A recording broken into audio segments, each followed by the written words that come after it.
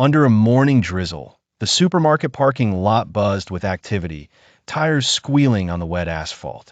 Sharon Whitaker, 24, a supermarket employee, fought against fatigue, her soaked red uniform clinging to her shoulders. Her icy hands gripped the wet handles of the metal carts she was gathering. While picking up an abandoned can near the corral, a movement caught her attention. A little girl, barely 2 years old, wandered, her tiny feet splashing in puddles, heading straight toward a reversing pickup truck. Sharon felt her heart stop. "Hey, stop!" she shouted, throwing the can and sprinting. The truck's taillights glowed, the driver oblivious to the danger.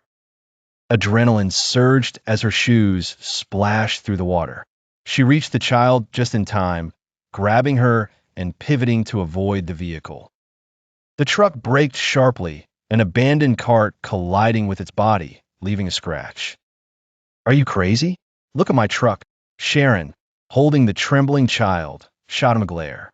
"You almost killed a little girl." The man insisted. "You owe me for repairs. If a scratch matters more than a life, you shouldn't be driving," she retorted. At that moment, Logan Rohr, tall and impeccably dressed, emerged from his limousine, his forgotten phone call. His eyes widened upon seeing his daughter, Julie, in the arms of a stranger, her stuffed rabbit dangling from one hand. "Julie!" he exclaimed, running toward them. Sharon handed the child over. She ran into the parking lot. A truck was reversing. "I acted." Logan, holding Julie tightly, murmured, "Thank you." But Sharon, still shaken, replied, "Watch her better. There won't always be someone to save her." Ignoring the driver, she returned to the store, the rain streaking her cheeks. Logan stood frozen, Sharon's voice echoing in his head. He didn't know her name, but she had just saved what mattered most. The next day, Logan Rohr, sitting in the back of his car, held a thick envelope. A millionaire and political decision-maker, he solved problems with quick solutions, but the parking incident had shaken him. He kept seeing Sharon, her red jacket, her scream, the way she had protected Julie without hesitation. By 9 a.m., he had her name, Sharon Whitaker, 24 years old, employed at Palmer's Market, living in shared housing, with no debts or online presence. An ordinary woman, yet her act remained etched in his mind. Logan went to the supermarket, the envelope hidden in his coat. Customers murmured as he passed, but he saw only her, in aisle 2, restocking boxes. "Sharon Whitaker?" he asked. She turned around, surprised. "Yes." He extended the envelope. "I wanted to thank you for saving my daughter." Sharon opened it, saw the bills, and her face hardened. "I didn't save your daughter for a reward," she said firmly. "I did it because she was going to die." Logan insisted. "It's a gesture of gratitude." But Sharon pushed the envelope away. "I don't care about the amount. Why it isn't for sale." A silence settled. She set down a box, indifferent to the stares. "People think everything has a price," she said. "Not this." Logan, unsettled, stood still, the envelope in hand. "You have a beautiful daughter," Sharon added without looking at him. "She deserves to be seen, not protected with money." Logan nodded. "I've seen her, but I didn't expect someone else to care more than I did at that moment." Sharon shot him a glance, then walked away, her shoes squeaking on the linoleum. Logan, used to controlling everything, felt vulnerable. She hadn't refused the money out of pride, but because her kindness was priceless. In the aisle, he realized he had just learned an unexpected lesson from a woman who acted without expecting anything in return. On a Thursday afternoon, the municipal park echoed with children's laughter. Logan, sitting under an elm tree, watched Julie, who was nibbling on a cookie, her curls dancing. For once, his phone remained in his pocket. "Daddy," Julie shouted, pointing. "The nice lady." Logan followed her gaze, his heart racing. Sharon, with a supermarket badge pinned on, was helping a child untangle a kite string near the playground. "Hey, you!" laughed Sharon, picking her up in her arms. "A real ray of sunshine." Julie giggled. "You saved me." Sharon, touched, replied, It seems so. Logan approached, uncomfortable yet sincere. May I sit for a moment? Sharon nodded, gesturing to the grass. He settled down, watching Julie play. I didn't think I'd see you again, Sharon said, brushing off a leaf. I asked around, Logan admitted. I wanted to thank you again. She shrugged. You tried. With money. He laughed, embarrassed. It didn't go as planned. Sharon replied. I'm not for sale. Logan nodded. That's what stopped me. A comfortable silence settled, punctuated by the laughter of children. My whole life, I've been surrounded by people who act for a price, Logan confided. Assistants, donors, friends. Everything has a value. Sharon looked at him. That sounds lonely. It is, he admitted. I hadn't noticed until you came along. Sharon watched Julie, who was showing a drawing. You didn't act to be recognized, Logan said. That's not how my world works. Sharon smiled. Maybe you should leave that world more often. He chuckled softly. Maybe. The wind lifted Sharon's hair. Logan noticed her serenity, barefoot in the grass, laughing with children. He realized how foreign a selfless kindness was to him, and how much he admired it. I'd like to talk again, he said, without envelopes. Sharon raised an eyebrow. No speeches. I promise, he replied. Then, maybe, she said with a smile. The sun filtered through the dusty windows of the supermarket, casting golden rays on the worn floor. Sharon was pulling a heavy box, her t-shirt sticking with sweat after hours of stocking shelves. Frustrated, she tried to reposition the box, but it wouldn't budge. Need a hand? The calm voice seemed out of place. Sharon turned around, surprised. Logan Roar, in rolled-up sleeves, stood at the end of the aisle, incongruous like a lost senator. What are you doing here? She asked. He smiled. You said deliveries come on Monday. I thought I could help. Sharon crossed her arms, wary. You carrying boxes? He stepped closer, lifted the box she couldn't move, and placed it on a cart. It's not rocket science, he said. Sharon stared at him, incredulous. You lifted it. He shrugged. My donors would be shocked to see me doing this. She chuckled despite herself.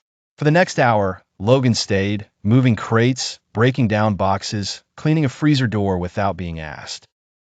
Customers murmured, some recognizing Roar. Sharon rolled her eyes, continuing her work. At one point, Logan stopped near a wall, brushing against a chocolate stain that Sharon had never managed to clean. Julie dropped her snack here the day she fell, Sharon said. She cried for 12 seconds, then asked for another cookie. Logan smiled. That sounds like her. He wiped the stain with a damp cloth, then turned to her. Thank you for that day and for everything you do. Sharon, touched by his sincerity, was left speechless. That night, on her way home, she thought of Logan, not the one from the posters, but the one who had cleaned a stain for her daughter, revealing a fragility. Sitting on her worn couch, a cup of tea in hand, she found herself thinking that he might be more than a man of power, learning to be human, to feel something real. Logan, used to controlling his world through data, requested a report on Sharon. He was surprised. Sharon Lane, 24 years old, a former education student, had dropped out after her mother was diagnosed with Parkinson's. No criminal record, odd job since she was 17, now working full-time at the supermarket. A life of resilience, unremarkable. Logan read the report 3 times, fascinated. One Thursday, after a visit to the hospital, he spotted Sharon in the lobby, slumped in a chair near the neurology department. Her green uniform was wrinkled, her hair in a messy braid, a paper bag on her lap. She looked asleep, her shoes worn out. Logan hesitated, then bought a lukewarm coffee from the vending machine and returned. If you have to wait, you might as well have something bad to drink, he said, handing her the cup. Sharon blinked, accepted it with a smile. Better than at home, she murmured.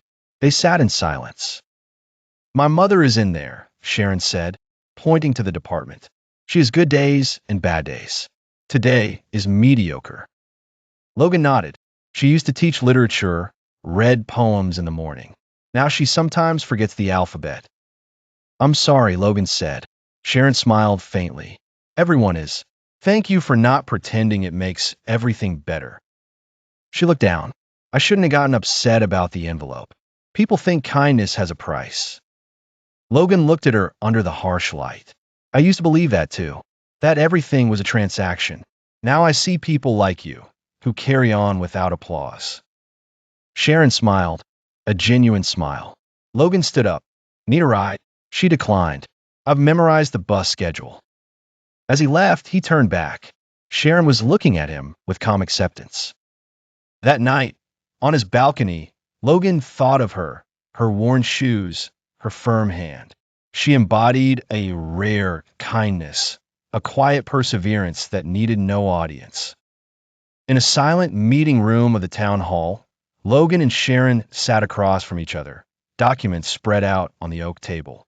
The sun warmed the space where political decisions were often calculated. Today, Logan spoke plainly. I want to create something that lasts beyond press releases, he said. Sharon, arms crossed, remained skeptical. You sound like a politician. Logan did not flinch. A program for children growing up like you, without privileges, just potential and closed doors. Sharon raised an eyebrow. Why me? Because you opened my eyes. I saw more heart in the way you stack boxes and hold your mother's hand than in empathy-less graduation halls. Sharon examined the file. What's it called? The Guardians of Light, Logan said. A place where children learn to cook, read, fix a bike, speak with courage. Sharon tapped the table. You want me to design it? To build it with me, as a partner. She blinked, surprised. I've been let down by many suited people who promise things. Logan nodded. Me too. I don't promise results, but work. Sharon watched him, searching for sincerity behind his blue eyes. She saw fatigue, hope. No cameras at the launch, she said. None, he promised. I'm not doing this because I trust you, but for the children. Logan smiled. That works for me. They shook hands. Weeks later, in a renovated library, the first branch of the Guardians of Light opened quietly. No journalists, just donated books, secondhand chairs, walls painted by volunteers. Sharon presented herself as someone who believed in these children. Logan, at the back, watched the children's eyes light up, saw Sharon whisper to a shy girl, "You can do it." It wasn't spectacular, but it was real. In a dilapidated community center, the sun cast rays on tiny desks. Children on colorful rugs listened as Sharon explained how to build terrariums. Julie, with her jar of pebbles, beamed. Logan, leaning against the door, watched peacefully. Sharon was in her element, handing out supplies, tapping a shoulder. Julie, no longer just Logan's girl, seemed to belong to this makeshift family born from an unexpected moment. After the class, Sharon sat outside, wiping dirt from her hands. Julie climbed onto her lap, playing with her ponytail. Logan joined them, offering a bottle of water. She loves you, he said. Sharon smiled, brushing a strand of Julie's hair aside. I love her too. They sat in silence, rocked by the laughter of children. Logan broke the silence. I thought I had everything under control. My career, my image. Sharon raised an eyebrow. That wasn't living, he admitted. Just managing, ticking boxes. I thought I was surviving, but I was hiding. Sharon asked, when did that change? He looked at her. The day you yelled at me in the parking lot. She laughed, a genuine burst. Logan smiled. And every time Julie laughs, that sound after the accident reignited something. Julie tugged at his sleeve. Daddy, can Sharon come home? He hesitated, looking at Sharon, who averted her gaze. We'll see, he said, stroking Julie's hair. They spent more and more time together in schools, libraries, church basements. Sharon taught passionately. Logan managed logistics, listening to voices he would have ignored. Julie was the heart of it all, running through every space like she belonged, bringing her father and Sharon closer. When words failed Logan, Julie took Sharon's hand. When Sharon doubted, Julie snuggled against her, as if to say, you matter. It wasn't a traditional family, but a family born from simple gestures and selfless love, woven together by a child and a woman who changed everything. One evening, after a class in a housing development, Sharon found Logan on the hood of his car, gazing at the pink and orange horizon. She handed him a warm muffin from a bake sale. "You're cooking now?" he asked, surprised. She shrugged. "A volunteer grandmother insisted." He laughed, taking a bite of the muffin. "You're complete, with or without muffins." Sharon squinted. "A compliment from Logan Roar." He nodded. "A real one, no cameras." She sat down next to him. "You've changed," she said. He looked at Julie, bouncing around with some kids. "No, I've stopped pretending." "Pretending what?" she asked. "That I didn't need anyone. That my daughter would be fine with a father in a suit and a busy schedule. That being useful meant being distant." Sharon fell silent, her eyes softening. "I'm living now," he added, "thanks to her and to you." Sharon rested her head on his shoulder. "You're living," she murmured, "because Julie laughed and you heard her." He closed his eyes, absorbing her words. It wasn't just about a schedule or redemption. It was a man, a little girl, and a stranger becoming their mirror, reflecting what they could become. Logan realized he hadn't just been saved by the woman who pulled his daughter from danger, but by the one who taught him to feel. Every moment with Sharon, lifting a box, cleaning a stain, offering coffee, was building something real. Sharon saw Logan differently, not as the man from the newspapers, but as the one who stayed late to fix a box, who listened. She thought of him, not as a man of power, but as a father carrying guilt, learning to be whole. Maybe, just maybe, capable of truly loving, even if he didn't know it yet. They stayed there, side by side, under the twilight sky, united by a connection born not of calculations, but of truth. A year after the launch of the Guardians of Light, the community park buzzed under a golden sun. Colorful banners floated, and the smell of roasted corn filled the air. Children ran about, their laughter echoing. A small wooden stage, adorned with daisies and photos from the year's activities, stood proudly at the center. Sharon, in a blue summer dress, stood at the edge of the crowd, Julie by her side, their ribbons matching. Logan had told her, "This is your day too." On stage, dressed in jeans, he looked nothing like a politician. The microphone crackled. "A year ago, someone saved my daughter from a truck. She didn't know who I was or what I did. She acted because it was right." His voice trembled. "She refused my money, the publicity, even my thanks, not out of pride, but because doing good was normal." Sharon blushed, but Julie squeezed her hand. "I thought everything had a price," Logan continued. "This woman shattered that notion. She saved my daughter, and in doing so, reminded me what it means to be human." He stepped down, the crowd parting. In front of Sharon, he said, "You didn't save Julie because it was your job, but because it was right. And that brought me back to life." Julie looked at them, radiant. Sharon reached out to hold her hand, not out of obligation, but out of desire. No word were needed. Logan understood that it wasn't about speeches or redemption. It was love arriving without demands, and that remained. The festival continued, laughter filling the air. Sharon and Logan stood side by side, watching Julie run. This wasn't an end, but a beginning, a promise to build something lasting, not for the cameras, but for the hearts. The festival continued, the laughter of children filling the air. Sharon and Logan stood side by side, watching Julie run with her teddy bear. The Guardians of Light were not just a program, but a promise to build something lasting, not for the cameras, but for the hearts. Sharon had never sought to be a heroine. She had acted on instinct, saving a child because it was the right thing to do. But that act had touched a life beyond Julie's.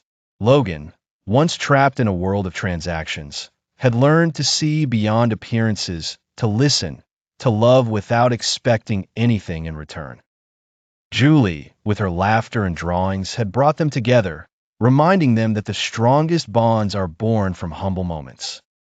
As they left the park, hand in hand with Julie, Logan glanced at Sharon, picking up a fallen cup, a revealing gesture.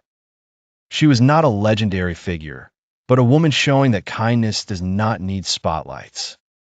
He was learning to be more than a man in a suit, to be a father, a partner, a human. This story, that of a supermarket employee and a powerful man, was not one of a single rescue, but of transformation. Sharon had not only saved a life, she had reminded Logan of what mattered: the courage to act without expecting reward, the love that asks for nothing. In this park, under the summer sun, they had found a connection born of truth. If this story touched you, subscribe to Soul Stirring Stories. Every week, discover tales that heal, inspire, and prove that true love still exists. Because sometimes the most powerful stories are those that remind us to believe in each other, to see the quiet kindness that changes everything.